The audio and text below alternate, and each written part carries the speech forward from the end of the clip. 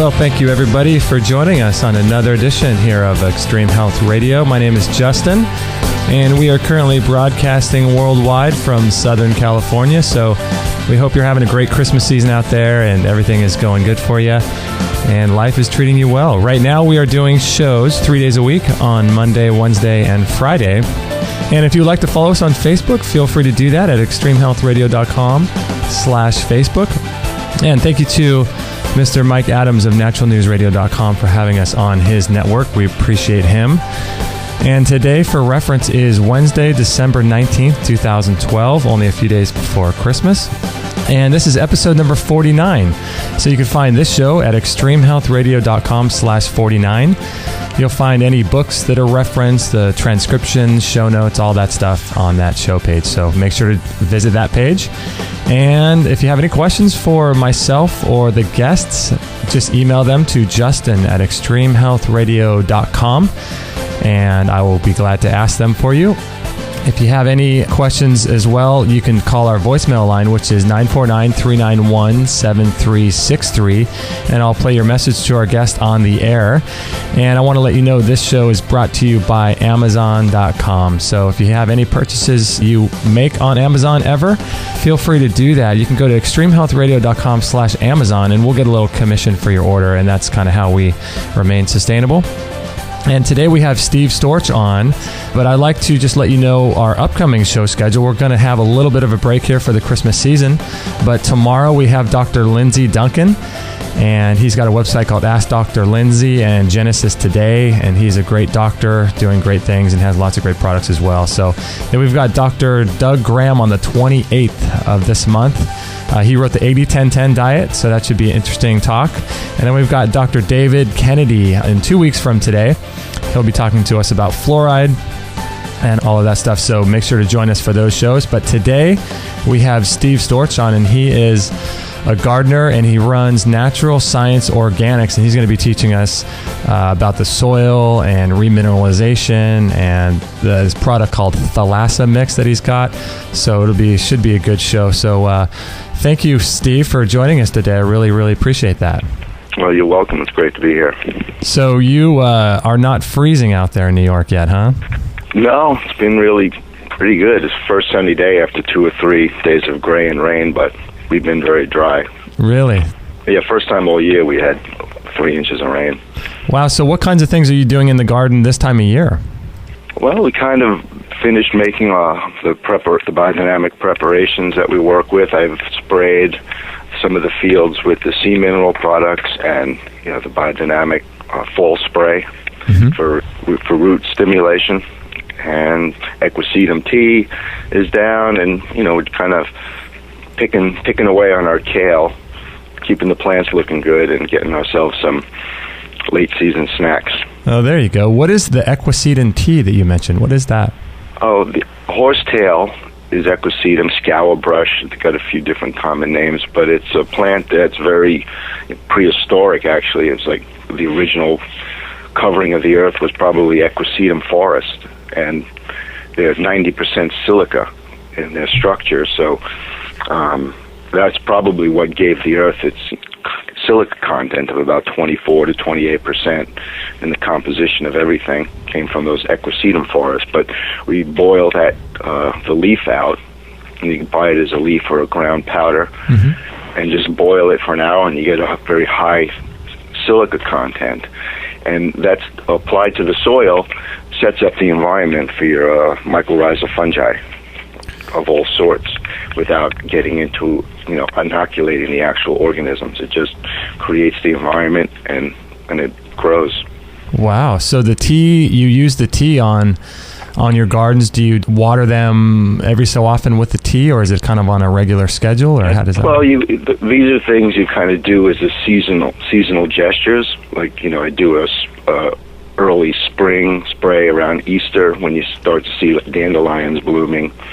Then you do a mid-spring, late spring applications of, various teas. And the spring is definitely a lot about silica. And we also spray either ground up, finely ground quartz crystals or diatomaceous earth as kind of an atmospheric spray. You do a fine mist over your garden or farm, and that stimulates your light forces.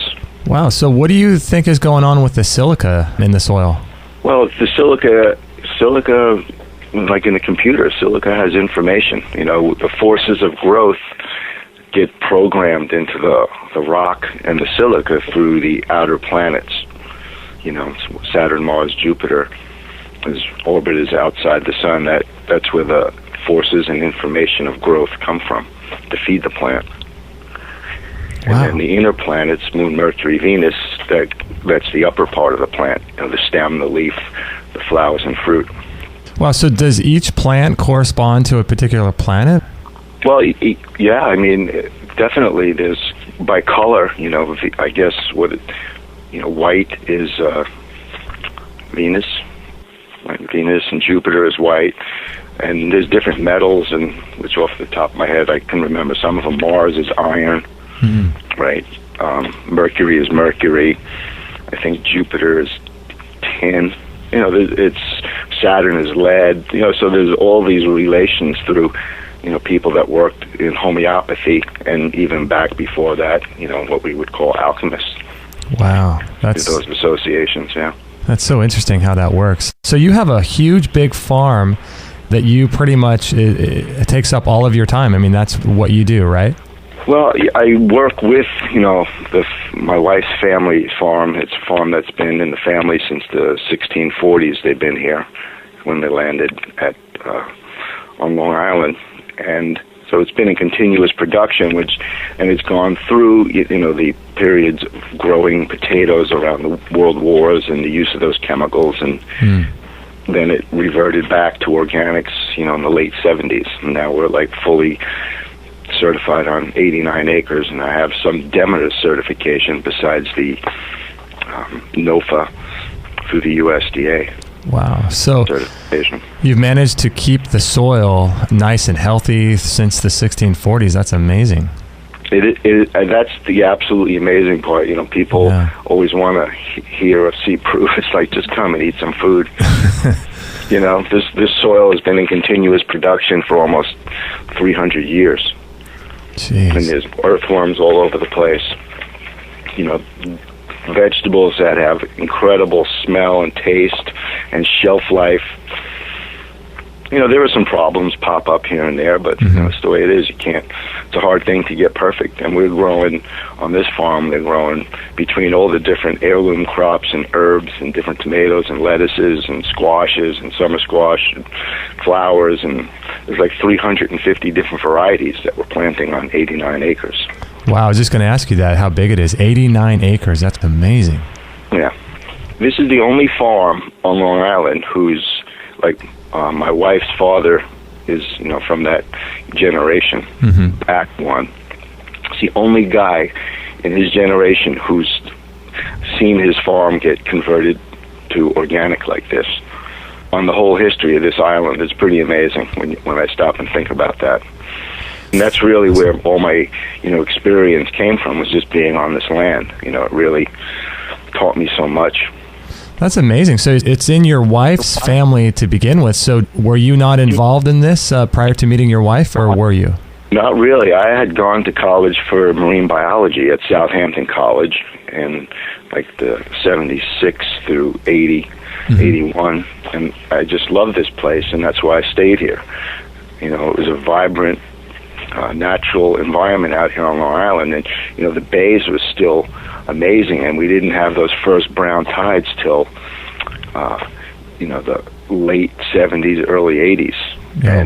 And all the shell fishing died off because they had this massive bloom settled on the bottom, and it just asphyxiated the whole bottom of the bay. Oh, wow. Yeah. That's amazing. So with this farm, do you have cattle and, livestock as well, or is it just vegetables?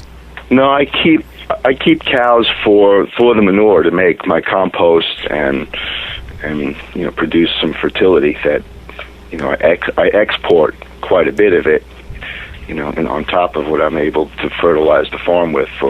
That's actually my farm product, is my compost. Oh, wow. Yeah, and the sea mineral product thalassa that you mentioned. And so, how many different ways do you enrich and enliven your soils there? Well, we use. I have a wonderful rock dust that I've gotten that's loaded with, 75, 80 different minerals, a lot of silica, and it's got magnetite in it. So if you have compacted soil, like a golf course green and an old walkway, you throw that stuff down, and these little particles of crushed up rock are more attracted to gravity, and they'll get pulled down and break up compaction. Wow, that's a great toy. And then all those minerals, if they in a fine dust, becomes really available for your bacteria and your the exudates in your soil roots. And you replace like that fine stuff that you see washing out in muddy water and rain by using that. Your compost and this whole variety of teas. I like nettles tea if you want to get a little nitrogen stimulation. Your equisetum tea for stimulating your mycorrhizal fungi in the soil. And then these different what they call barrel compost, which is a biodynamic compost that has all of the different compost preparations in it: the yarrow, the chamomile, nettles, oak bark, dandelion, valerian. We grind up eggshells and oyster shells, and that all gets mixed in, and that goes into a pit. So that stuff you use like a third of a cup, stir it up in the water per acre. Oh, wow. So it's kind of like a regular compost in terms of its consistency, but you mix it into the tea and then put that over the land. Yeah, it's uber compost because you're front loading it with all of these, different things. The silica, your basalt, ground up eggshells or oyster shells or any kind of seashell you can get your hands on and grind up into a fine powder, and you mix that all in and you incubate it in the ground for 6 months to a year, and you have this amazing, biological, energetic bomb. Yeah, sounds amazing. So now you do, let's see, the rock dust, the thalassa, the compost, and then you do the tea. What more do you need? I mean, are there more things you could do? Well, it's a repetition through the year. Like, it's important to get that, get these foundational things done at the right time of the year. So when it comes to your growing season, you've already proacted. You've laid, you put your compost down, your minerals, everything's there, and you check. And it's also important to check your soil chemistry. A lot of people have problems, and they're low. Boron is the most soluble element, and if you don't have high enough boron, you get improper construction of the plant body through the silica. So your veins in the leaf won't deliver enough minerals and nutrients, and you have a void, and that's where your bugs come in and eat a leaf or a fungus. Wow, because you're low in boron. Is there a way to test your soils? Is there a kit you can buy? Yeah. Well, it's best to just take a sample, and any conventional chemical soil testing you want to ask, besides your NPK, your nitrogen, phosphorus, potassium, you want to get magnesium, sodium, molybdenum, sulfur, copper. You can even get into doing things like chromium. If somebody has a garden like that in their backyard and they wanted to take a little bit of soil for a sample, and they're just living in let's say, suburbia, where would they go to test their soils? Well, Cooperative Extension is a good place for that kind of testing. They don't really do bioassays, if you want to look at your soil biology, but they can definitely do soil chemistry testing. You just want to make sure to get, besides your pH, your NPK, you want, calcium, magnesium, sulfur, sodium, your boron, and they should, and then look up chemical, testing for soil. And there should be places all over the country that do that. You can find one close to you, and and then you want to see what you need, and then you can only apply so much of some things like sulfur and chromium at a certain rate per year. Like if you need 5 pounds an acre and you only have one, you can't just put 4 pounds down at one time. You need to maybe put down 1 pound a year and build it up slowly. Interesting. Okay, so each maybe season you start adding something different to the soil. Maybe it's compost, or maybe it's compost tea, or things like that, or rock dust, right? Yeah. Interesting. Okay. And so that's how you're able to keep your soils so rich and so lively since, 1640. Right. And I started experimenting with biodynamics in, say, 1988, 89. Mm-hmm. And it was probably took 10 years before I, developed the perception to see what was happening. And, there was probably things happening all along, but one day I went out and it had rained like 6 inches overnight. And by the afternoon, these puddles that used to stick around for days were like 90% gone. Oh, wow. And I looked, and like the earthworm activity was probably at, 600 pounds of worms per acre. Oh my gosh, that's amazing. I mean, castings inches apart all over the field. Wow. That sounds like your food must be so good. Oh, it is delish. Sounds so good.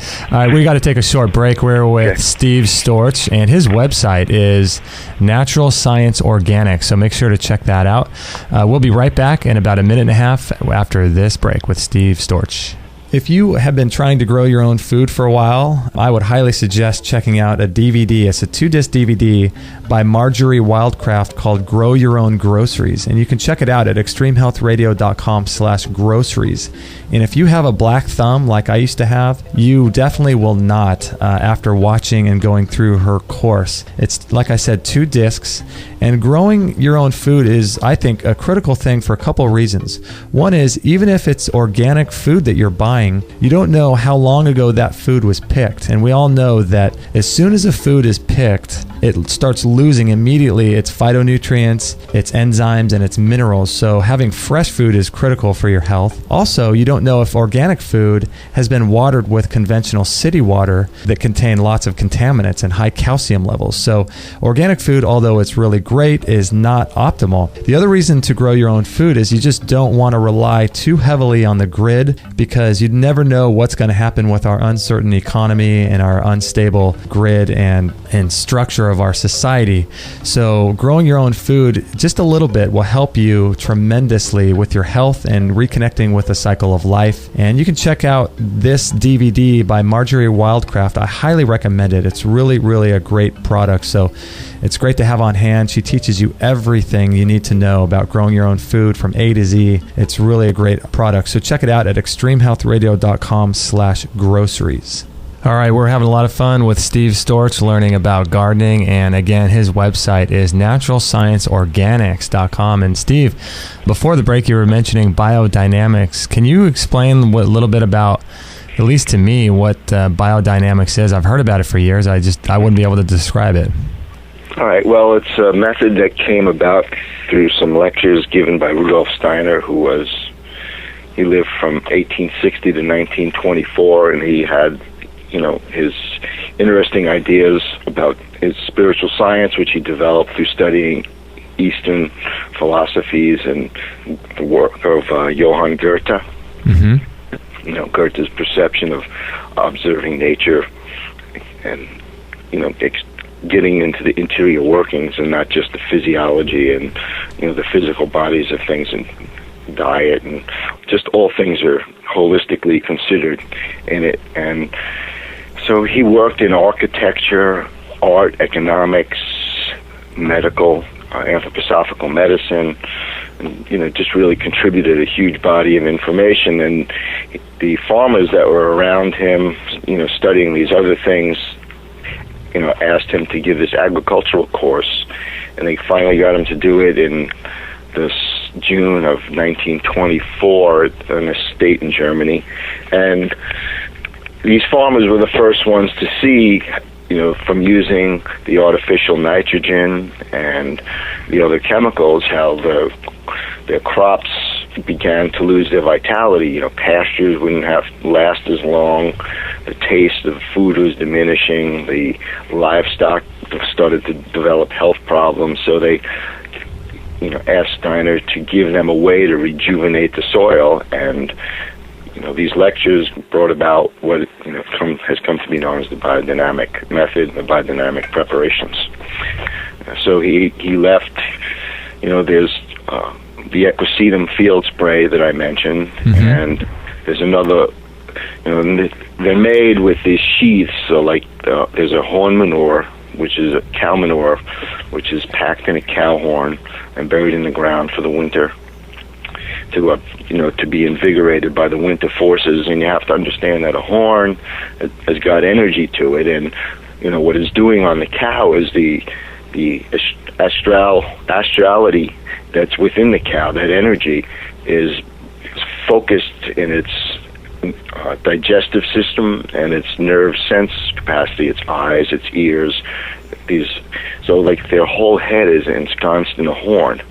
Not in the horn, in the sinus cavity that's all connected up into the horns that are like receivers. And the horns arise out of skin.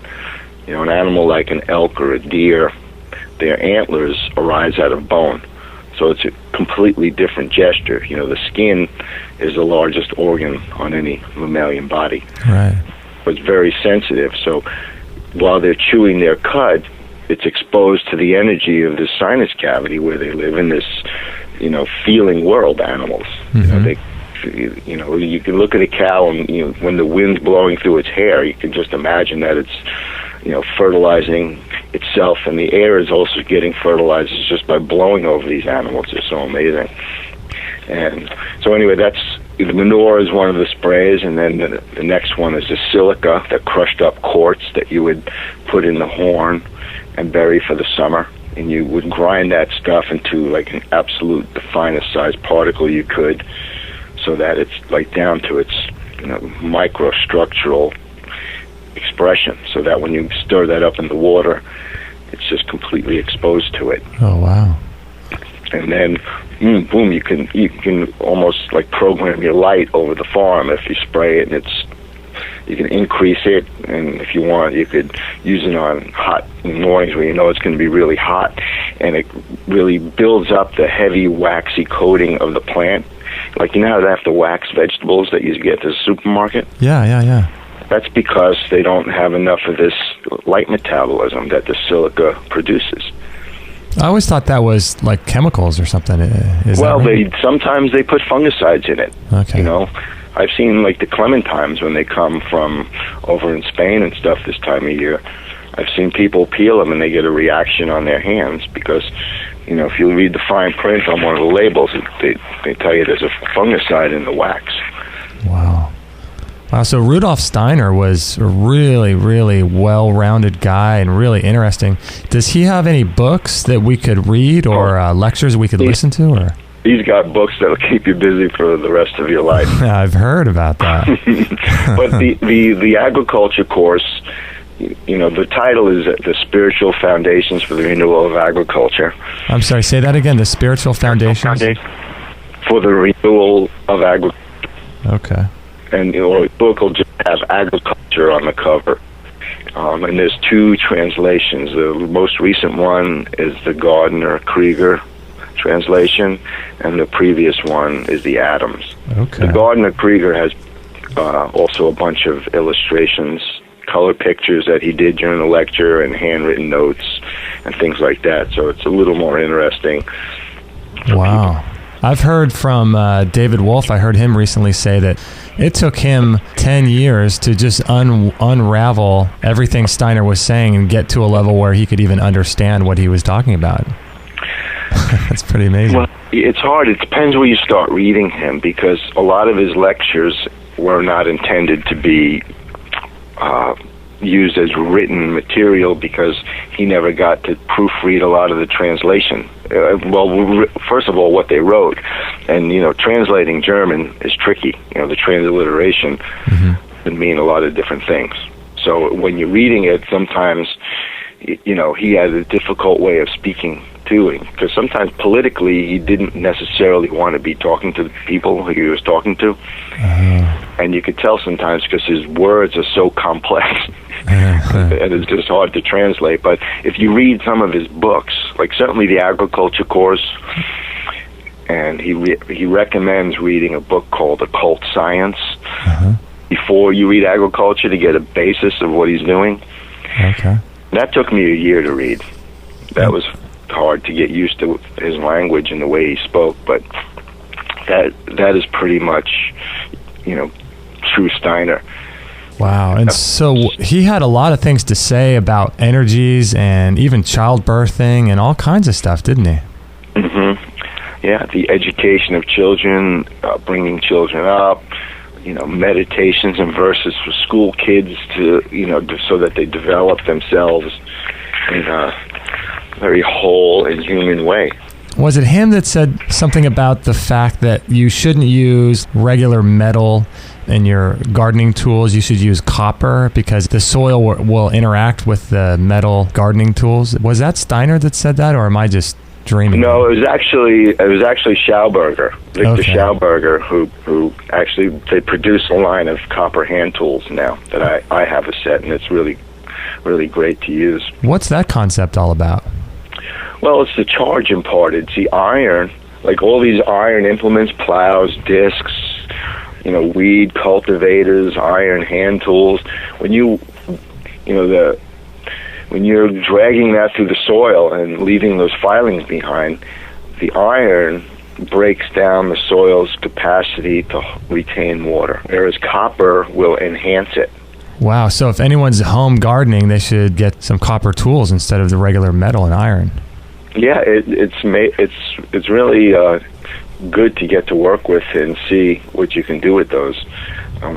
There's a PKS, I think, is the name of the company, and there's a guy named Nevin Eckert that I think is the kind of like the distributor in this country. And that's PKS. Is there a website for that? I can get back to you on that if it pops into my head and I remember. Schauberger was a pretty interesting guy as well, wasn't he?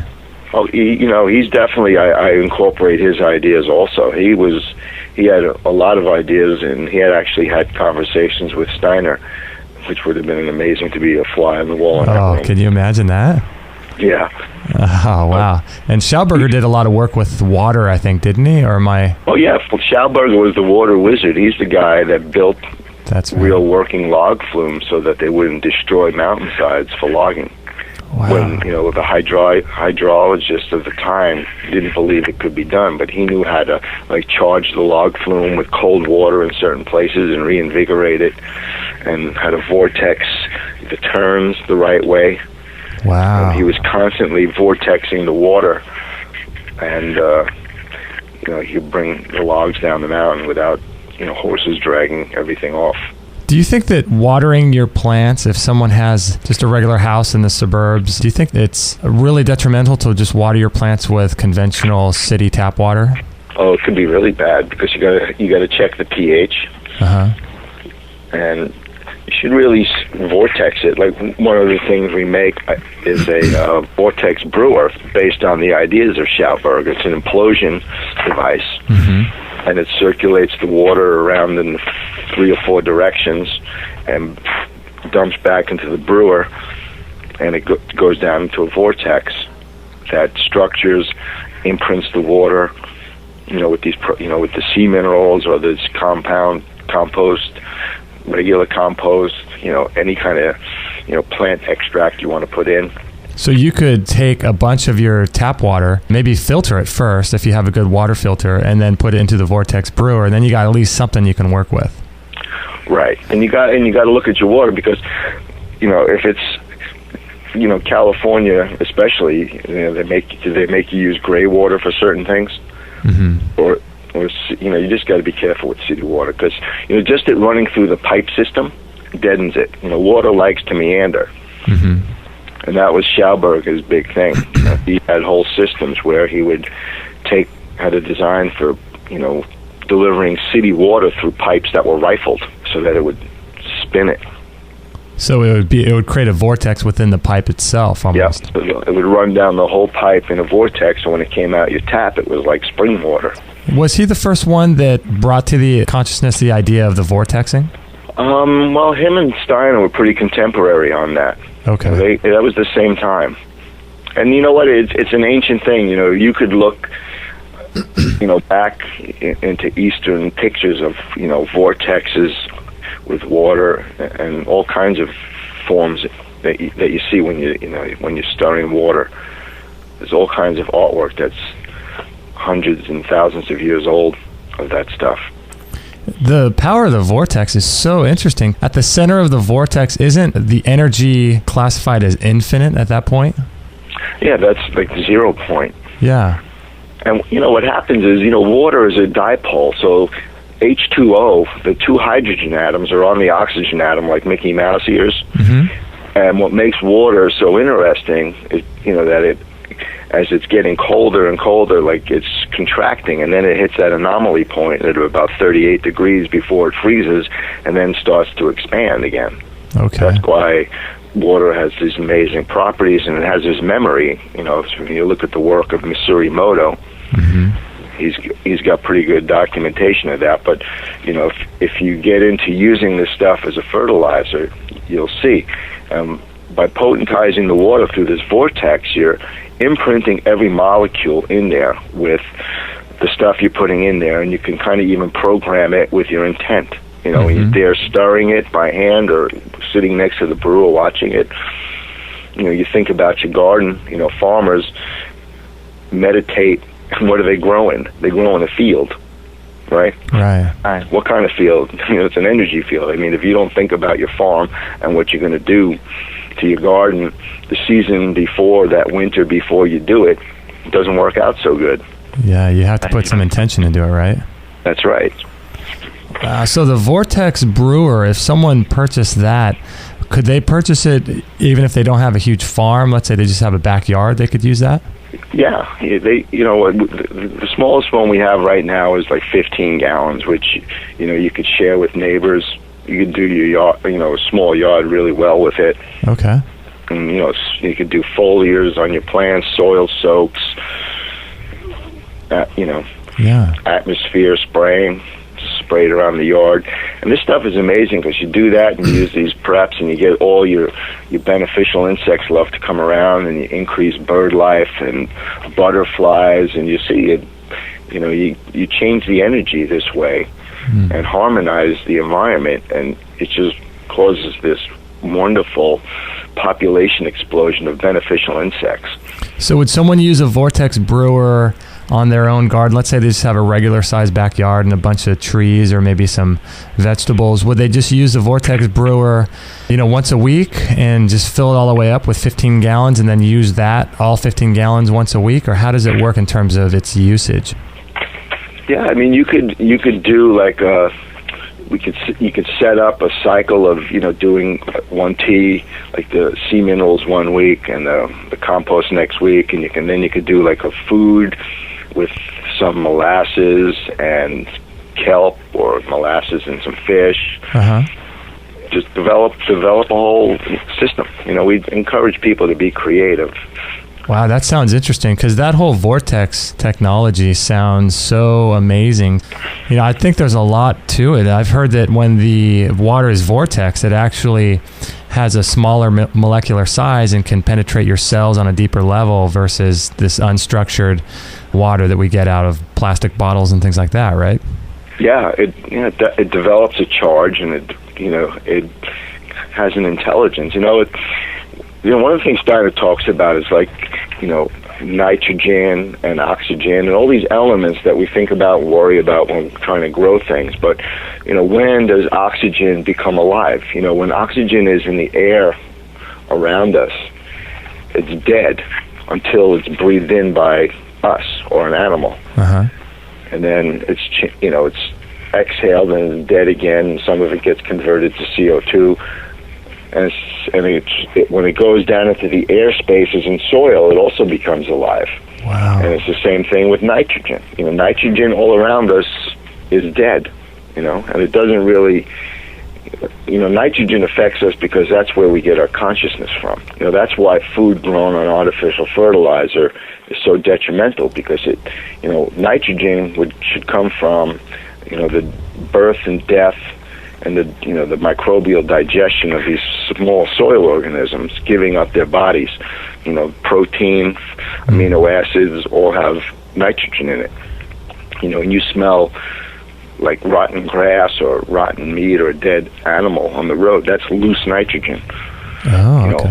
Ammonia, when you smell ammonia, that's loose nitrogen. When you have this vortex, and this is something that, Steiner talked about, and I'm sure Schauberger, would concur, that, these gifts or our fertilizer for the fields in going into this form with vortexed water and these high-powered, very consciously made composts and different products, they combine in such a way when you vortex it, it's kind of programmed for the energy that's coming in at that time for the place that you're doing it on, and you spray that out, and it's like custom-made fertilizer for you. Golly, that sounds so good. We got to take a short break, Steve, but we'll be right back after this break. We're with Steve Storch and his website. Check it out. It's Natural Science Organics. You'll be able to see the Vortex Brewer and the thalassa and all that good stuff. So check out his website. We'll be right back after this break. Hey guys, thanks for listening. If you have been following our work for any length of time, you understand the role of beneficial bacteria. And I'm wondering if you have incorporated any fermented foods into your diet. There's a great course recommended by Donna Gates, actually, and it's called How to Ferment Anything. And you can check it out at extremehealthradio.com/ferment. And it teaches you how to make all of these amazing, wonderful fermented foods. And if you know anything about the role of bacteria in digestion, it's absolutely critical for you to have fermented foods in your diet. Every culture has had fermented foods as part of their staple in their diet for as long as you can go back and remember. So I highly recommend learning how to make fermented foods and incorporating these foods into your diet, because they are extremely powerful for helping you to digest your food, improve your digestion. And as you know, all disease begins in the colon.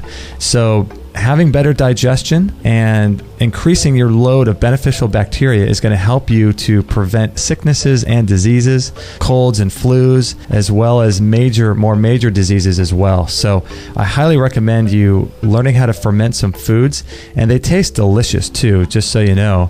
So check it out at extremehealthradio.com/ferment to learn more. All right, we're with Steve Storch from naturalscienceorganics.com. And Steve, I wanted to ask you before we move on, is there a place that you know of that people can get this rock dust and maybe some sea minerals, or aside from your thalassa, are there places online that people can go to get some of this stuff?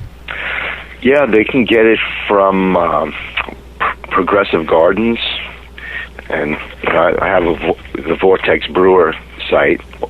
That stuff is available and all. And there's other products. There's a great mineral product called Sea Crop. Okay. Ocean Grown might still be around. A friend of mine makes Ocean Gold.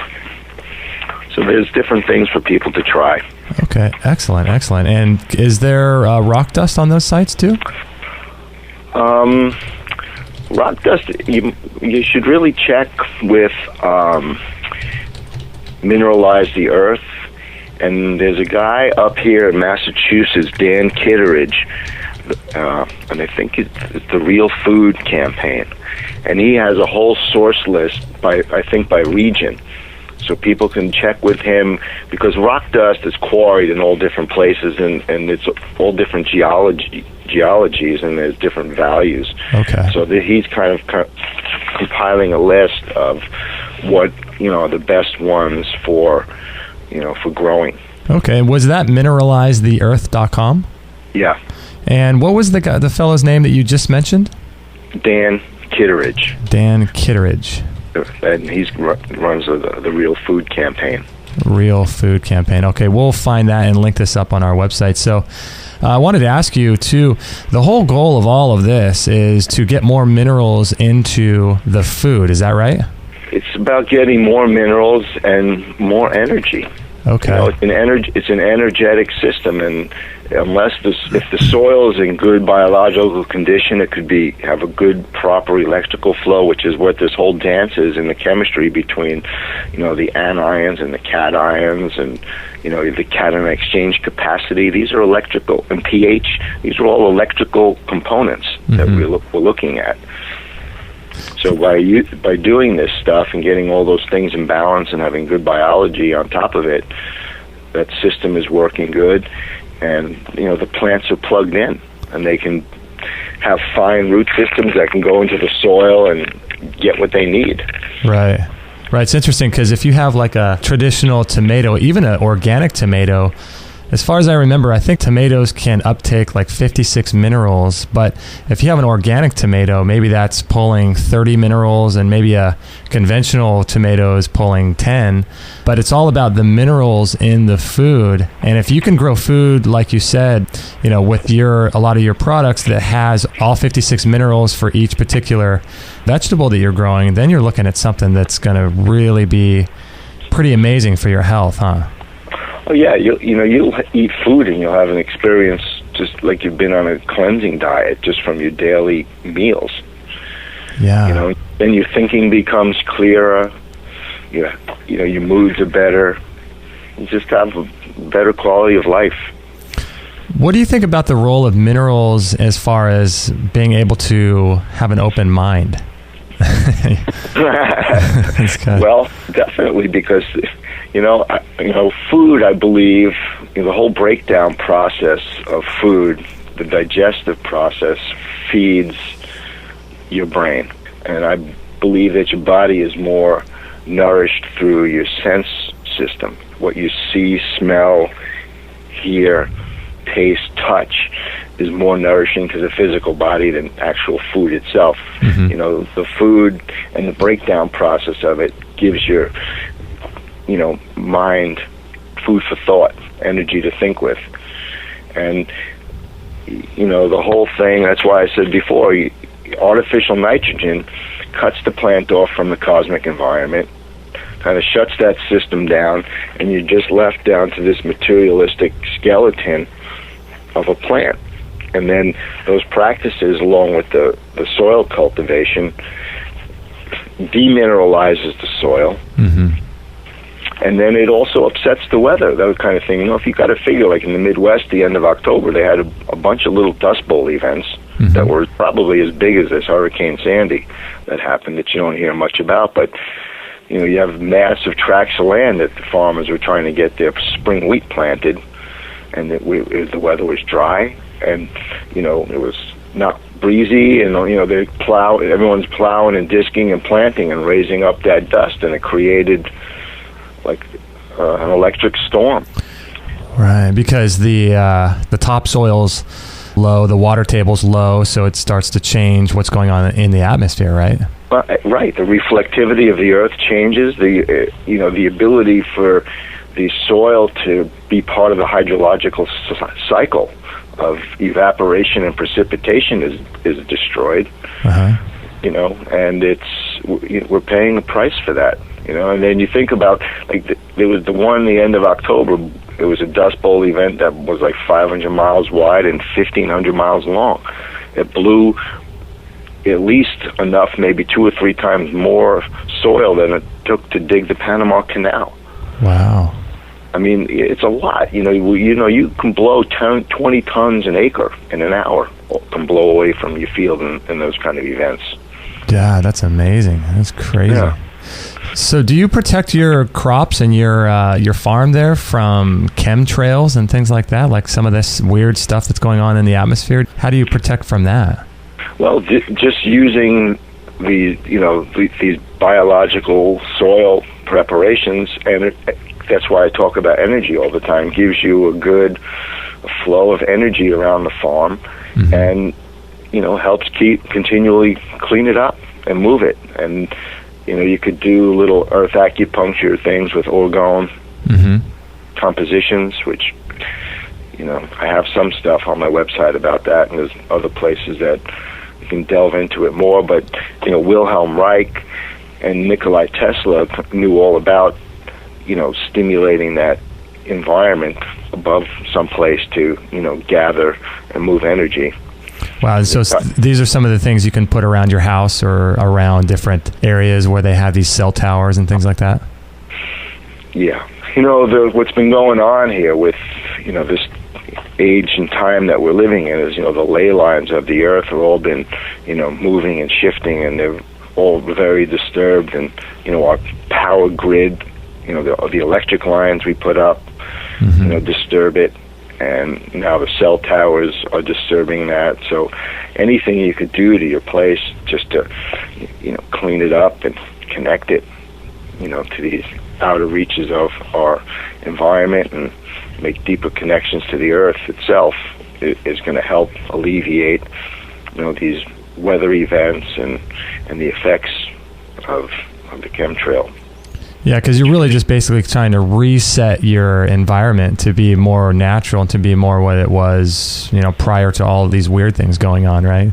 Yeah, you want it to be, inviting to all these little creatures that, add to the biocomplexity of the place. It's the complexity of, the soil that, brings in, all these multitudinous organisms, your bees, your butterflies, all those little pollinators. There's thousands of them that come, if you have a healthy, etheric atmosphere around your place.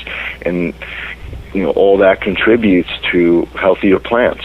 And then, your primary, your secondary, your tertiary, your quaternary, and your quintuple plant metabolites reach their highest levels, and like the essential oils and things like lavender or eucalyptus and all these things just get more intense. And then the flavor of the plants and the chemistry that they deliver to your body is just of an amazingly high quality. Are the crops that you grow, like let's say you grow some tomatoes or whatever it is, I've seen those pictures on, I think it's Barry Carter's website. We had him on a while back, and he's growing a lot of stuff with ormus, and these tomatoes are like double the size, and all these pictures of this vegetables are like double the size of what they would normally be. Is that how yours is as well? Well, I don't really push for the size because we're doing, it's big commercial, but certainly by doing these sprays, the aroma and the taste complexity is pretty amazing. He's doing a couple of plants. When we plant tomatoes, we're planting 10 acres. Right. And it's interesting because we do everything within a field. It's like you can have 20 rows and there's 20 different crops. There's like, we'll put a different crop, radishes, lettuce, chervil, rosemary, and there's a lavender patch. Then we have, some rhubarb, and, it's just very diverse. And we farm with those little Alice Chalmers G tractors. So, you make your beds and you plant with those machines, and then you cultivate the weeds with it, and you just go from one crop to the next, and maybe every 6 or 7 sets you put a driveway to get a pickup truck down for harvest. Wow. So that's why I say the biocomplexity is amazing. And then you have all of those plants besides what they're growing above ground, and all of their roots are doing their different exudates, and then they intermingle, and those create these amazing zones and edges. And it's like in permaculture, they talk about creating edges, right, to stimulate your life. So imagine through the field, across the field, you got 10 rows with 10 different crops. So you're creating these layers, which is one of the ways that Wilhelm Reich talks about generating orgone with. So just then your whole farm system or your whole gardening system, you could create it so it's just, putting out more and more levels of complexity by, stimulating the soil with the rock dust and the sea minerals and the biological teas, and then, your crop diversity in the rows next to it. That's why, you see these gardeners, how they put like a row of little fist-sized boulders in a circle around the tree, or use them for edging. All those things give off so much energy. Because of the way they're shaped, or because... Well, the shape, if you create a line of stones or a circle of stones, those things all, give off energy. Golly, there's so much to it. We got to sign off from Natural News Radio. So thank you to Mike Adams for having us on his radio station at naturalnewsradio.com. We appreciate that. So getting back to this energy thing, I think that there is just so much going on that we typically, just regular Americans, don't know about in terms of, like you were saying earlier, where Rudolf Steiner's talking about the etheric and the energy bodies of all these plants and things like that. There's just so much more going on than we even know, huh? Well, there's a lot going on, and we do know a lot. You know, and there are people that know a lot, and there's different Eastern philosophies, and you meld it with Western, and that's what's happening now. Everyone's traditions are all coming out, and they're all going to come together to like a new understanding of the world we live in. I think, you know, I'm going to just treat nature and environment, you know, the way it should be. I was thinking about this a while back. There's a book, I forget what it's called. I think it might be called The Secret Life of Plants, where is there an experiment in that book where they talk about how the plant can actually understand and react to whether or not you're going to come at it and cut it off or slice a bit off, like it can react to you? Yeah, they did. They had somebody come in a room. They had a couple of plants in there, and they had a guy come in and like smash a plant up. And then, you know, they measured it.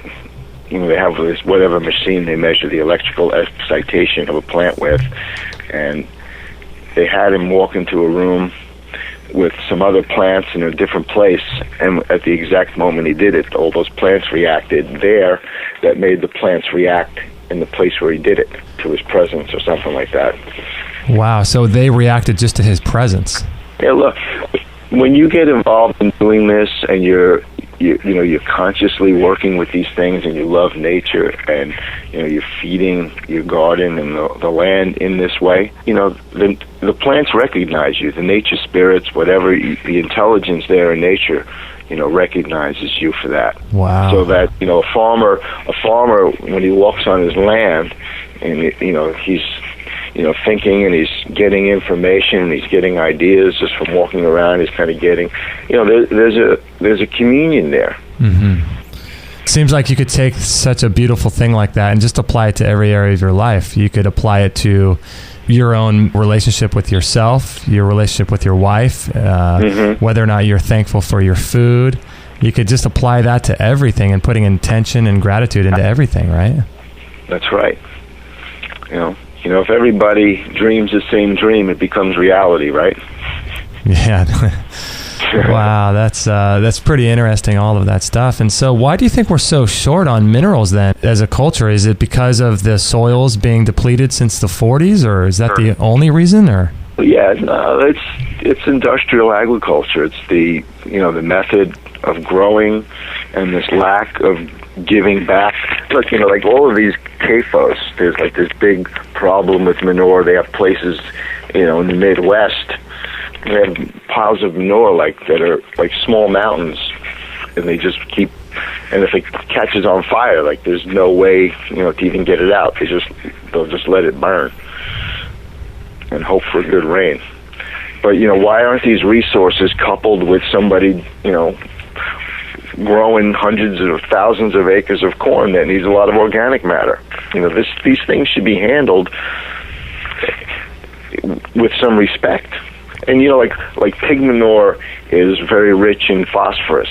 I mean, there are people that actually will take factory farm pig manure lagoons and harvest all the phosphorus out of it.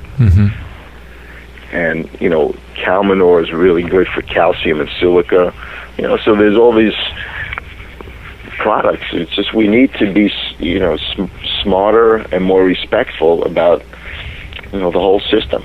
It's almost getting to the point now where we can't really rely on even organic food. I mean, it's great, but that only means it just wasn't sprayed. I mean, that doesn't mean that the soil is really giving off all the minerals it could. And so we really should start growing our own food and kind of taking control of our own food like that, right? Yeah, we should definitely become more responsible for every facet of our lives. You know, what we eat, what we drink, what we take in through media. how much time you spend in front of the computer screen, the television screen, your automobile screen. Mm-hmm. Yeah. People, live too much in that world, and it's taking away, your higher intelligence by indulging so deeply in technology that way. There's a balance to it. Right. And anyone knows that after they sit at a computer screen for 8 hours. I mean, they know they don't want to get near one until the next day at least. Right. It's over. Give it a rest. Yeah, that's interesting. So where do you see the future of conventional agriculture? Do you think the soils are going to continue to be depleted and raped as they are? No, I think that soon biodynamics and organics and this kind of consciousness that's the new conventional agriculture.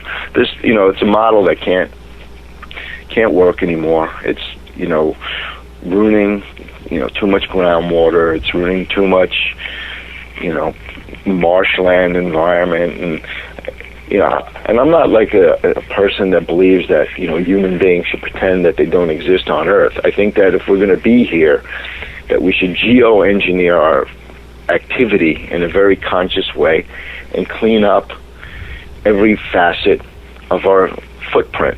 Mm-hmm. And there's millions of jobs in this, just cleaning up our stuff. Totally. I mean, how many people would it take to work around, these mining operations that have like this disgusting, terrible, tailings that they just dump into a river, like the Yangtze River turning red because of these whatever kind of mines they are upriver from the city. I mean, really, people. Yeah, we need to wake up and start protecting our environment. I mean, it's like we're just basically making a mess of where we live. I mean, we're only hurting ourselves, by doing that. Well, we're letting a few people get fat on it by not being responsible for cleaning it up. And like the outsourcing of jobs, it happened because of cheaper wages, or I should say because of less stringent environmental regulations in these places, and B, because of lower wages and everything that all of those two things are pregnant with. Wow. With a lot of stuff.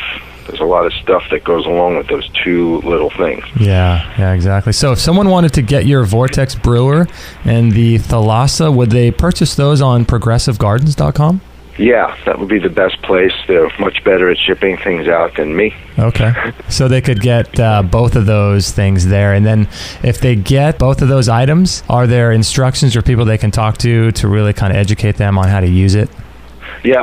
We could walk them through the whole thing. And maybe if they go to vortexbrewer.com, and there's like a little questionnaire if they want to fill that out about exactly what they're doing and what they're looking for. People can either direct you to a store we might have near you, or we could ship it to you, because we do have a bunch of places on the West Coast that sell our stuff. Oh, wow. This is going to be great. Okay, vortexbrewer.com. I'll link this up on this show page on extremehealthradio.com/49. And I want to thank you, Steve, for spending some time with us. That was a lot of fun. Yeah, it was great. I love talking to you about this and helping bring some light in.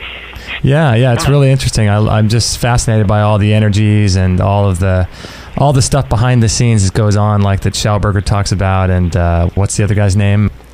Steiner, yeah. So this is really interesting. Steve, would you mind holding on as I close out the show? No, go ahead. Okay, excellent. Thank you so much for being on. All right. Thank you so much, everybody, for joining us on another edition of Extreme Health Radio. We really, really appreciate you spending some time with us and learning about Steve and his work at naturalscienceorganics.com. So make sure to check his website out. And I want to let you know that we are 100% listener supported. So if you can donate any money at all, even as little as $1, that would be really, really helpful. Thank you to those who have donated recently. I really, really thank you. It helps to pay all our bills here and keep things sustainable and keep the website free for everybody else. So thank you. And also, we have a great store on our website with lots of great things like blenders and dehydrators, physical products and courses like how to ferment food and pregnancy courses and all kinds of great stuff. So check out our store and follow us on Facebook if you could. That would be really, really helpful. We're trying to build our Facebook following, so we're always there too every day. And we also have a mailing list too, so don't forget to sign up for our mailing list. We send out mails about once a week. And so thank you again for joining us. I hope you got a lot of great information out of it. If you did, please pass on